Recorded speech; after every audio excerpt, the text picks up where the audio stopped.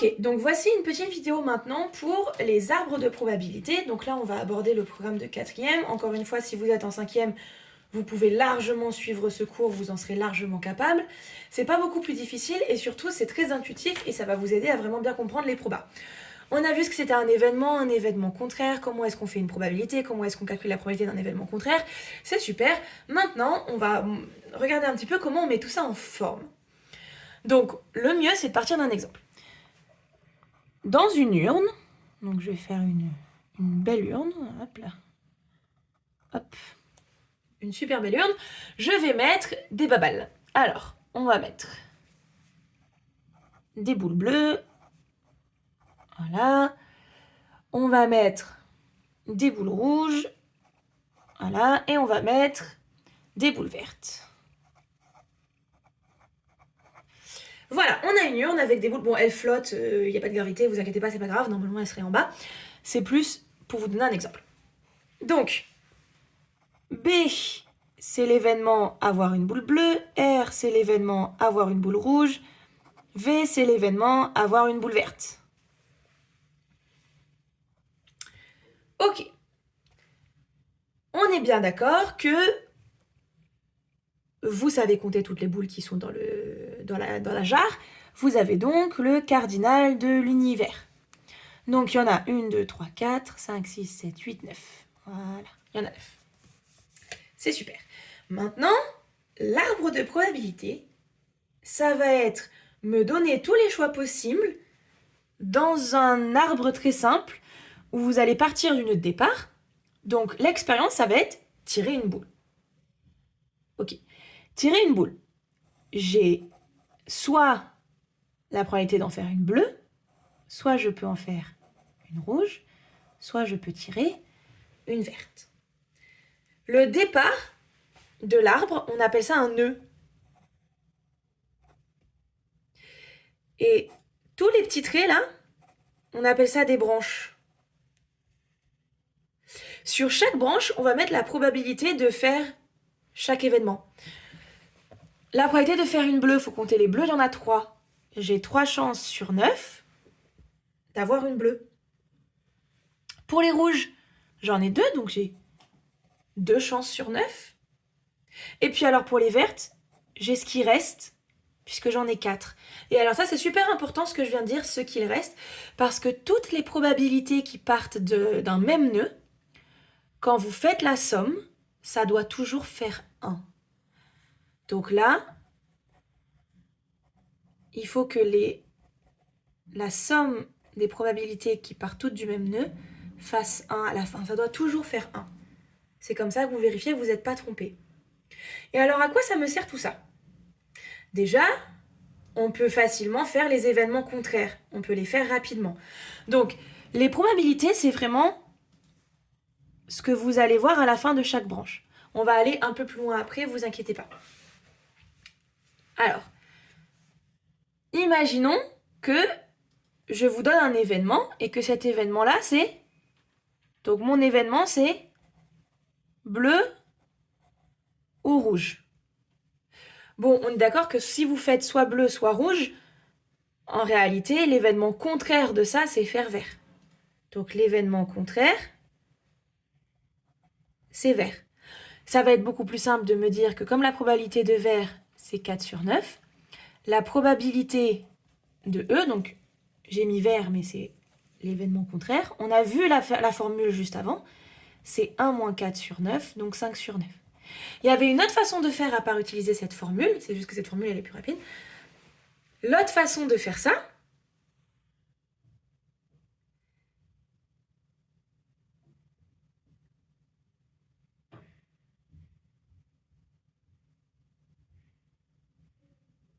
donc l'autre façon de faire ça, ça va être de regarder bleu ou rouge, et donc vous vous souvenez, si je fais bleu ou si je fais rouge, je dois prendre ces deux chemins-là. Le chemin bleu, il fonctionne, le chemin rouge, il fonctionne. Donc, 3 sur 9, plus 2 sur 9, ça fait 5 sur 9. C'est l'autre façon de faire. Ok. Donc, on a vu à quoi servait la formule sur les événements contraires. On a vu que quand on faisait le chemin bleu ou le chemin rouge, il fallait ajouter chaque chemin qui correspond. Donc 3 sur 9 plus 2 sur 9. Et donc on va pouvoir aller un peu plus loin. Avant ça, je vais juste vous donner un petit mot de vocabulaire entre-temps, qu'on voit aussi en 4e. Si jamais je vous donnais à la place de cette expérience un lancer de dés non truqué, à 6 faces. Dans ce cas, votre arbre, il ressemblerait à ça. Je peux faire 1, je peux faire 2, je peux faire 3, je peux faire 4, je peux faire 5, je peux faire 6. Sur toutes ces branches, la probabilité va être exactement la même, c'est-à-dire 1 sur 6. Donc, je ne vais pas les réécrire, 1 sur 6, 1 sur 6, 1 sur 6. D'accord ? Toutes les branches vont porter la même probabilité qui est de 1 sur 6. On dit que cette expérience est un cas d'équiprobabilité. Équiprobabilité. Toutes les issues sont équiprobables. Issues équiprobables. Donc, équi, ça veut dire même. Et donc, probable, probabilité, quoi. Vous avez la même chance que chaque issue se produise. Et les issues équiprobables. Donc ça, c'est le petit mot de vocabulaire. On va revenir à notre arbre maintenant. Donc, on va revenir à une expérience où il n'y a pas d'équiprobabilité. C'est pas grave. On va revenir à nos boules bleues, vertes et machin. Donc, je vais refaire mon arbre. Donc, on avait des bleus, des rouges, des vertes, 3 chances sur 9, 2 chances sur 9 et 4 chances sur 9. Ok. On va tirer une deuxième fois et là, il va falloir distinguer avec ou sans remise. Et on va voir ce que ça change. Ok. Si je fais un deuxième tirage, alors je vais devoir faire mon tableau beaucoup plus bas, du coup, enfin mon arbre, pardon, beaucoup plus bas. Donc c'est parti. Je vais vous mettre ça un peu plus bas. Je vais compléter en bleu quand on remet la boule dans l'urne. Donc je vais faire ça là. Bleu, rouge, vert, 3 sur 9, 2 sur 9, 4 sur 9. Si je retire une autre fois, bon, j'aurai de nouveau des bleus que je peux tirer, des rouges que je peux tirer, des vertes que je peux tirer, des bleus que je peux tirer, des rouges que je peux tirer, des vertes que je peux tirer, des bleus que je peux tirer, des rouges que je peux tirer, des vertes que je peux tirer. Et donc, sur chaque nouvelle branche, je dois mettre les probabilités que ça arrive. Puisque j'ai remis la boule dans le sac, les probabilités ne changent pas. Vous avez les mêmes boules au même nombre. Donc, vous devez réécrire 3 sur 9, 2 sur 9, 4 sur 9, 3 sur 9, 2 sur 9, 4 sur 9, 3 sur 9, 2 sur 9, 4 sur 9. On réécrit la même chose. Ok. Si jamais je ne remets pas la boule dans le sac, d'un seul coup, il n'y a plus 9 balles quand je vais tirer, mais 8, puisqu'il y en a une que vous avez tirée du coup, et que vous n'avez pas remise dans le sac. Si j'ai tiré une bleue d'abord, donc en fait, cet arbre, il va être conditionnel. Ça vous donne tous les univers possibles. C'est un multivers, on est en train de faire du multivers là.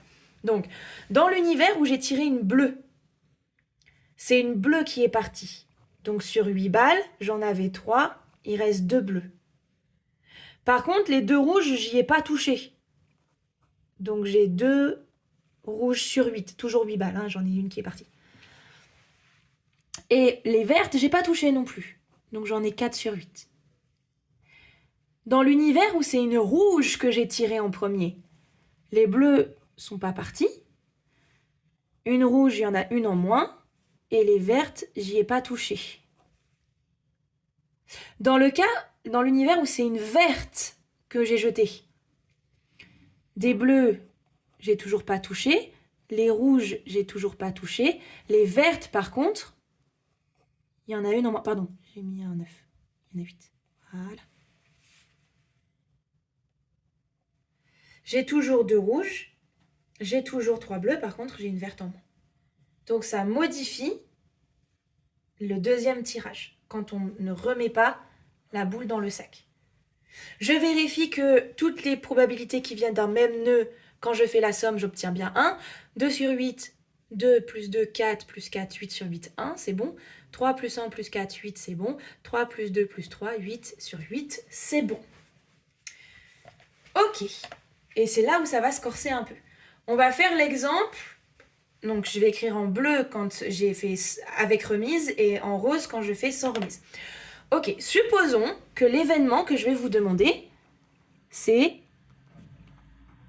obtenir, mal écrit, obtenir 2 fois la même couleur.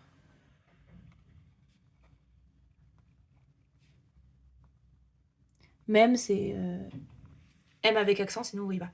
Obtenir 2 fois la même couleur. Ok, la probabilité de E, c'est quoi? C'est de faire, donc dans E, j'ai 3 options. J'ai soit le chemin bleu-bleu, donc E, ça contient quoi? E, ça contient bleu-bleu, rouge-rouge et vert-vert.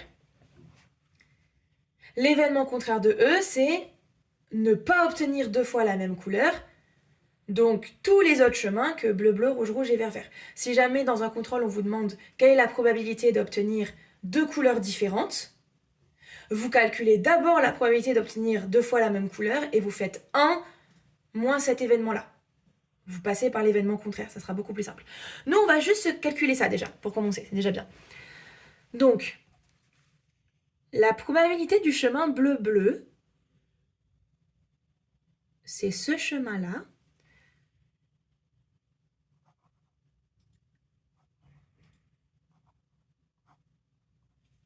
Vous devez multiplier toutes les fractions que vous croisez.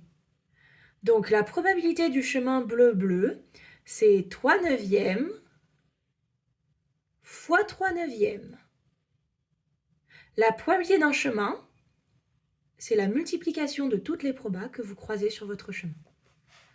Donc, 3 neuvièmes fois 3 neuvièmes. Alors bon, on va simplifier un peu parce que sinon ça va être un peu pénible pour nous. Ou alors, si vous, je vais vous laisser.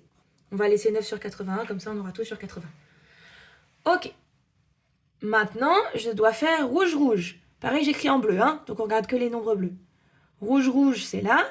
Donc c'est 2 sur 9 fois 2 sur 9. On est à 4 sur 81. Et vert-vert, vert-vert, c'est 4 sur 9 fois 4 sur 9, c'est-à-dire 16 sur 80. Donc la probabilité de l'événement 1, je dois additionner les 3 chemins qui fonctionnent. Donc je dois additionner 9 sur 81, 4 sur 81 et 16 sur 80. 9 sur 81 plus 4 sur 81 plus 16 sur 81, ce qui fait 29 sur 80. La probabilité d'avoir 2 fois la même couleur, c'est 29 sur 80. Maintenant, si je ne fais pas de remise, si je ne remets pas la boule, donc ce chemin-là, bleu-bleu, ça devient 3 sur 9 fois 2 sur 8.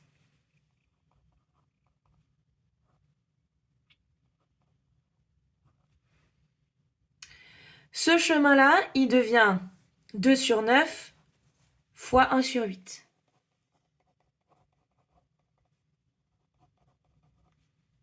Et vert-vert, ça devient 4 sur 9 fois 3 sur 8.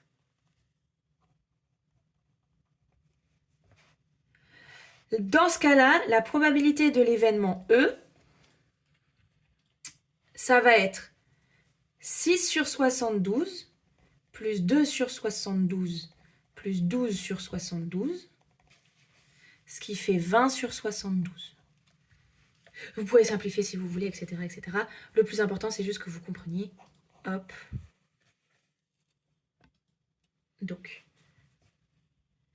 vous avez la probabilité avec remise et la probabilité sans remise. Elles sont différentes puisqu'on a fait une expérience différente. Donc tout ça, c'est comment on se sert d'un arbre comment est-ce qu'on avance dans un arbre. Donc, quand on avance dans l'arbre, on multiplie les probabilités entre elles. Et si je fais la probabilité d'un événement, je dois ajouter tous les chemins qui sont dans l'événement. Tous les chemins qui correspondent à mon événement, je calcule la probabilité en multipliant. Et à la fin, toutes les probabilités qui correspondent, je les additionne entre elles. Si vous avez compris ça, vous avez tout compris et toutes les probabilités du collège, c'est tranquille.